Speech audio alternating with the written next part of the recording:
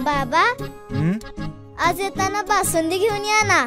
अगं, कालच आपण आईचा वाढदिवस होता म्हणून आणली होती ना. ऐकलं, गोकुळची बासुंदी पुन्हा खावीशी वाटतेय.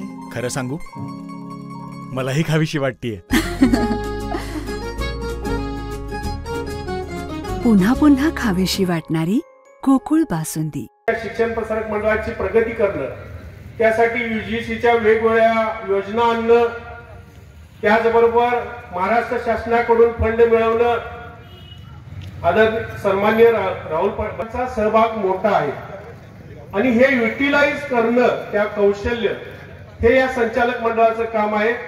उद्याच्या काळामध्ये एसटीची वाहतूक असेल, त्याचबरोबर महिलांचं, विद्यार्थिनींची सुरक्षितता असेल, क्रीडा विकास असेल, MPSCचं केंद्र असेल, UPSCचं केंद्र असेल, भरतीपूर्व पोलीस प्रशिक्षण केंद्र असेल, तर या चालू करण्याच्या ज्या काही योजना आहेत त्याचा आराखडा या पॅनेलकडे आणि या पॅनेलच्या नेते मंडळींच्याकडे आहे. त्यामुळं सवंग लोकप्रियतेसाठी किंवा लोकांच्या संभ्रम निर्माण करण्यासाठी फक्त आणि फक्त आरोप करून जनतेमध्ये वातावरण कलुषित करण्यापेक्षा भोगावती शिक्षण प्रसारक मंडळ जे 1971 पासूनच आहे ते डेव्हलप कसं होईल, त्या ठिकाणी वेगवेगळ्या शिक्षणाच्या सुविधा कशा निर्माण होतील, यासाठी त्यांनी बोलणं गरजेचं आहे. कारण ही काही शिक्षण संस्था एखाद्या मोठ्या युनिव्हर्सिटी सारखी 200-300 कॉलेज आहेत अशी नाही. त्यामुळे छोटस कॉलेज, एक हायस्कूल, एक इंग्लिश मिडियम स्कूल, एक व्यवसाय अभ्यासक्रम, एवढाच आहे आणि तो परिसर.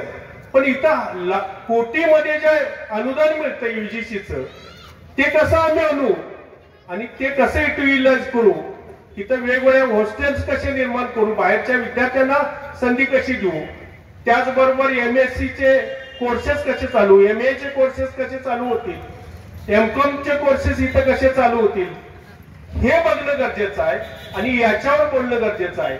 आणि त्यामुळं या पॅनेलच्या बाबत मी शाश्वती देतो की ही माणसं तिथं आल्यानंतर नक्कीच आमच्यासारख्या तिथल्या प्राध्यापकांचा कौशल्याचा उपयोग करतील आणि त्या संस्थेचा चेहरा मोहरा बदलतील, एवढं या ठिकाणी मी या उमेदवारांच्या वतीनं, नेत्यांच्या वतीनं आश्वासित करतो.